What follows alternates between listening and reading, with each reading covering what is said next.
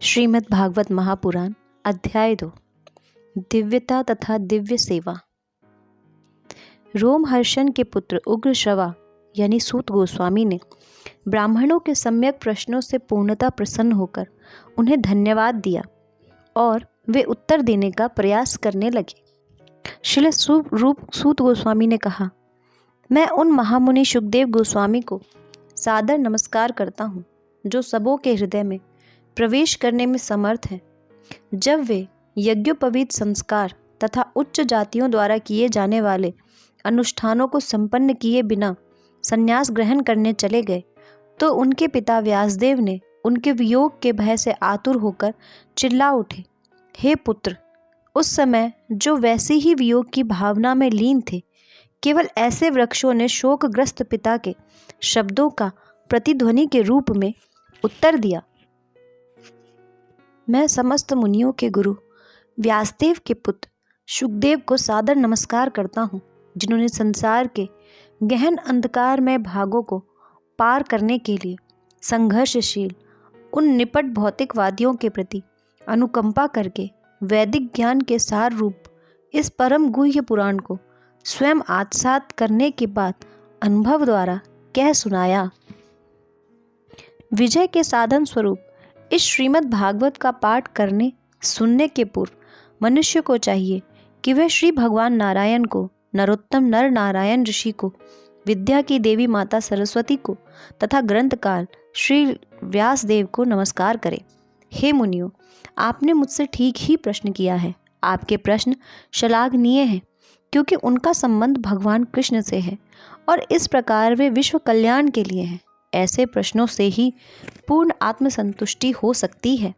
संपूर्ण मानवता के लिए परम वृत्ति यानी धर्म वही है जिसके द्वारा सारे मनुष्य दिव्य भगवान की प्रेमा भक्ति प्राप्त कर सकें। ऐसी भक्ति अकारण तथा अखंड होनी चाहिए जिससे आत्मा पूर्ण रूप से तुष्ट हो सके।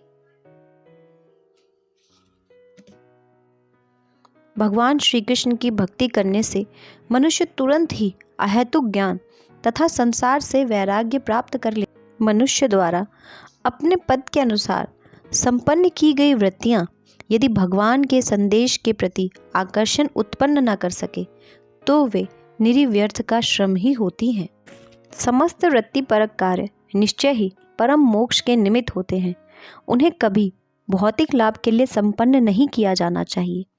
इससे भी आगे ऋषियों के अनुसार जो लोग परम वृत्ति या धर्म में लगे हैं, उन्हें चाहिए कि इंद्रिय तृप्ति के संवर्धन हेतु भौतिक लाभ का उपयोग कदापि नहीं करना चाहिए। जीवन की इच्छाएं इंद्रिय तृप्ति की ओर लक्षित नहीं होनी चाहिए। मनुष्य को केवल स्वस्थ जीवन की या आत्म संरक्षण की कामना करनी चाहिए, क्योंकि मानव तो परम सत्य के विषय में जिज्ञासा करने के निमित्त बना है। मनुष्य की वृत्तियों का इसके अतिरिक्त अन्य कोई लक्ष्य नहीं। परम सत्य को जानने वाले विद्वान अध्यात्मवादी तत्वविद इस अद्वैत तत्व को ब्रह्म, परमात्मा या भगवान के नाम से पुकारते हैं। ज्ञान तथा वैराग्य से समन्वित गंभीर जिज्ञासु या मुनि वेदांत श्रुति के श्रवण से ग्रहण की हुई भक्ति द्वारा परम सत्य की अनुभूति करता है। अतः हे द्विज श्रेष्ठ, निष्कर्ष यह निकलता है कि वर्णाश्रम धर्म के अनुसार अपने कर्तव्यों को पूरा करने से जो परम सिद्धि प्राप्त हो सकती है वह है भगवान को प्रसन्न करना। अतएव मनुष्य को एकाग्रचित्त से उन परम पूर्ण पुरुषोत्तम भगवान के विषय में निरंतर श्रवण, कीर्तन, स्मरण तथा पूजन करना चाहिए, जो भक्तों के रक्षक हैं। हाथ में तलवार लिए बुद्धिमान मनुष्य भगवान का स्मरण करते हुए कर्म की बंधी हुई ग्रंथि को काट देते हैं। अतएव ऐसा कौन होगा जो उनके संदेश की ओर ध्यान नहीं देगा। हे द्विजों, जो भक्त समस्त पापों से पूर्ण रूप से मुक्त है, उनकी सेवा करने से महान सेवा हो जाती है।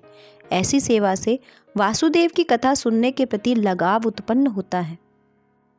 प्रत्येक हृदय में परमात्मा स्वरूप स्थित तथा सत्यनिष्ठ भक्तों के हितकारी भगवान श्री कृष्ण उस भक्त के हृदय से भौतिक भोग की इच्छा को हटाते हैं जिसने उनकी कथाओं को सुनने में रुचि उत्पन्न कर ली है।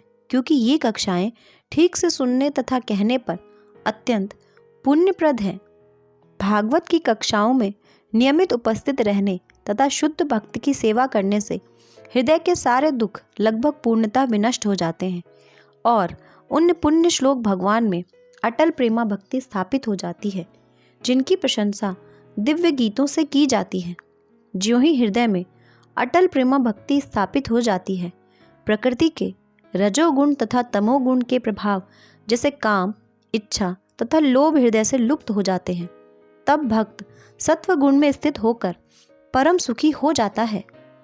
इस प्रकार शुद्ध सत्व में स्थित होकर जिस मनुष्य का मन भगवान की भक्ति के संसर्ग में प्रसन्न हो चुका है, उसे समस्त भौतिक संगति से मुक्त होने पर भगवान का सही वैज्ञानिक ज्ञान विज्ञान तत्व प्राप्त होता है। इस प्रकार हृदय की गांठ भिद जाती है और सारे संशय छिन्न भिन्न हो जाते हैं।